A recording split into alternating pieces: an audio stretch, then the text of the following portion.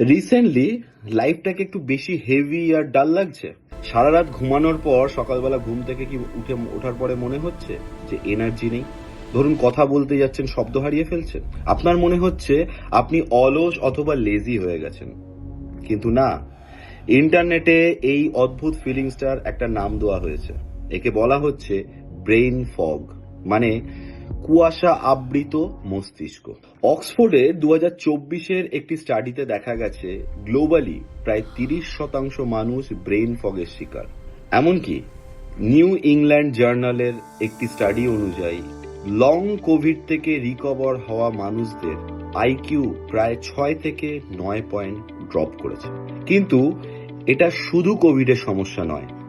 Yale school of medicine বলছে 2016 সাল থেকে এটা একটা সিভিলাইজেশন প্রবলেম হয়ে দাঁড়িয়েছে। মেডিকেল স্ক্যানে কিন্তু আপনার ব্রেনে কোনো ড্যামেজ ধরা পড়বে না, সবকিছু স্বাভাবিক। কিন্তু বাস্তবে আপনার মোটিভেশন পুরোপুরি শূন্য। কেন এমন হচ্ছে বলুন তো? আমাদের ব্রেন কোনো আনলিমিটেড পাওয়ার মেশিন নয়। এর মেইন গোল হলো সার্ভাইভাল অ্যান্ড এনার্জি প্রোটেকশন বা এনার্জি বাঁচানো। প্রাচীনকালে যখন কোনো বড় বিপদ সামনে আসতো বা বাঘ চলে আসতো, তখন মানুষ ভয়ে ফ্রিজ হয়ে যেত। এখন বাঘ হয়তো আর নেই, কিন্তু এসেছে এক্সামের প্রেশার, ইএমআই এর টেনশন, সোশ্যাল মিডিয়া কম্পারিজন আর সস্তা ডোপামিন। যখন আপনার লাইফে স্ট্রেস আর স্টিমুলেশন আপনার রিকভারির থেকে বেশি হয়ে যায়, তখন ব্রেন তার এনার্জি বাঁচানোর জন্য আপনার এক্সিকিউটিভ পাওয়ারকে স্লো করে দেয়।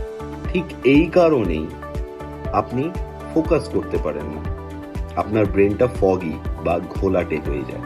তাহলে এর থেকে বেরোনোর উপায় কি? কি আছে এর সলিউশন? সায়েন্স কি বলছে? 1. Structured life. আজকের দুনিয়ার সবচেয়ে বড় প্রবলেম হলো নয়েজ, অতিরিক্ত নয়েজ এবং ওভার স্টিমুলেশন। তাই নিজের লাইফকে স্ট্রাকচার্ড করুন, ডিসিপ্লিন করুন।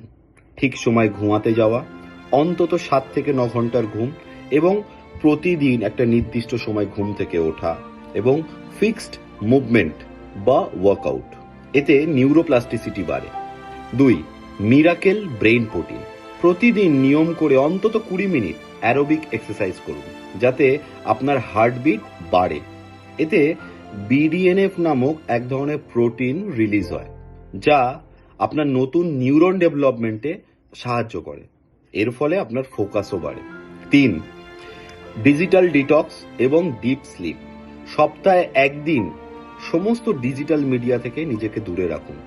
তার সঙ্গে ঘুমানোর ঠিক 45 মিনিট থেকে 1 ঘন্টা আগে নো স্ক্রিন টাইম। এতে আপনার ঘুম সঠিকভাবে হবে। রাতে গভীর ঘুমের মাধ্যমে আপনার লিম্ফ্যাটিক নার্ভাস সিস্টেম অ্যাক্টিভ হয়, যা সারাদিন জমে থাকা টক্সিক ওয়েস্টকে ব্রেন থেকে বার করে দেয়। 4. স্ট্রেস কমাতে হবে। প্রয়োজনে মেডিটেশন করতে হবে, নেচারের সাথে অনেকক্ষণ টাইম কাটাতে হবে, ব্রিদিং এক্সারসাইজও করতে হবে। আর সবশেষে এগুলোতেও যদি সমস্যার সমাধান না হয়, তবে ডাক্তার দেখাতে হবে। মনে রাখবেন, আপনার ব্রেন উইক বা দুর্বল নয়। আজকের আনস্ট্রাকচার লাইফস্টাইল, অতিরিক্ত ডোপামিন এবং স্ট্রেসের কারণে সে হিমশিম খাচ্ছে। তাই কম অপশন, কম নয়েজ এবং স্ট্রাকচার্ড লাইফস্টাইল লিড করুন।